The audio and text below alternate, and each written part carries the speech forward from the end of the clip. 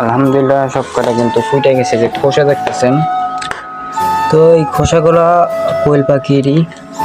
তো এখন দেখবো ভিতরে কয়টা আছে।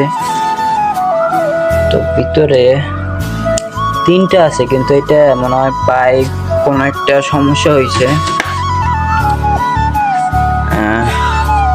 সমস্যা হয়েছে একটু, এটা একটু পায়ে মনে হয় সমস্যা হয়েছে। আপনারা যারা ভালো বুঝেন যে এগুলা কি করা যায়, এটারে পাওয়ার কি মনে হয় প্যারালাইজড হয়ে গেছে পাগুলো। তার আমার ডিম আছে মাত্র এই কয়টা ফাটার মতন, কিন্তু এখানে অলরেডি একটা মুখ বার করে দিছে। এটা মনে হয় কিছুক্ষণের ভিতরে ফুটে যাবে।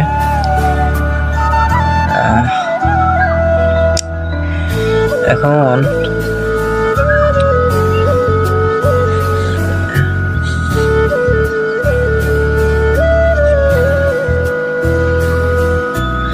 এগুলো ফাটাইতেছে না কেন বুঝতেছি না, সম্ভবত